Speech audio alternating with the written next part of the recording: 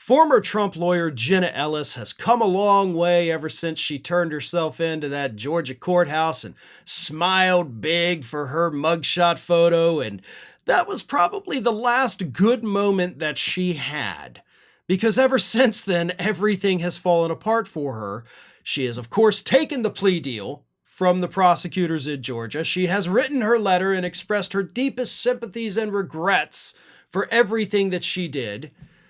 But now, even after previously being sanctioned by the Colorado Attorney Disciplinary Committee, two outside independent groups, the States United Democracy Center and Lawyers Defending American Democracy, they've sent a 134-page complaint to the Office of Attorney Regulation Counsel with the Colorado Supreme Court, asking them to consider disbarring Jenna Ellis from the Colorado State Bar based on her actions that she, of course, has now pleaded guilty to in Georgia.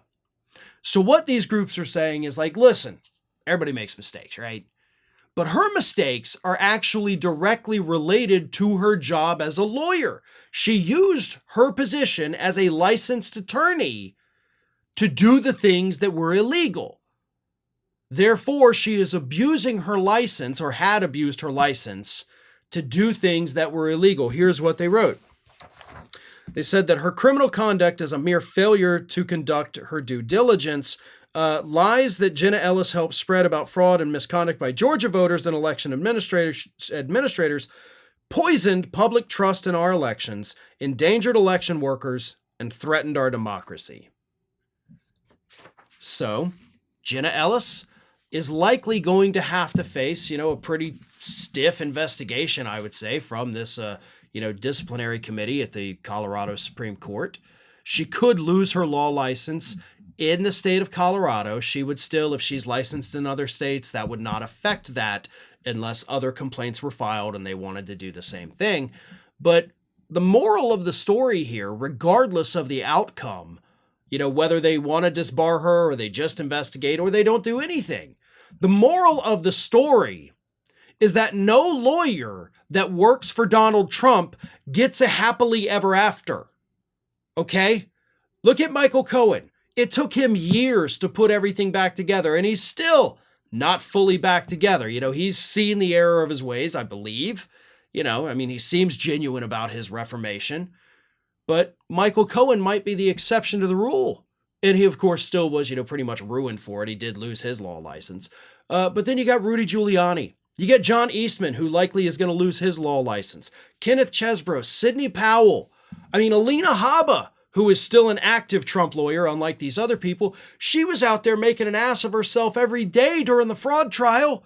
You think that's going to help her get clients in the future when Trump is no longer around to pay her bills?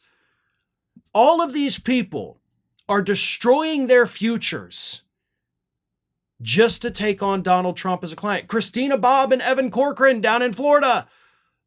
They're going to be in, these horrific situations. So there's no happy ending. Trump's going to be hiring more and more lawyers this coming year. And please take this as a warning to any lawyer out there, young, old, rich, poor, doesn't matter. If you take on Trump as a client, you're going to be the one suffering when it's all over. And if you don't believe me, look at literally any of Trump's lawyers for the last 10 years. Point to one of them that has gotten a happy ending. You can't, because they never do. What are you doing? It's over. The video's over. I'm done complaining about everything, and that's it. The end. Leave.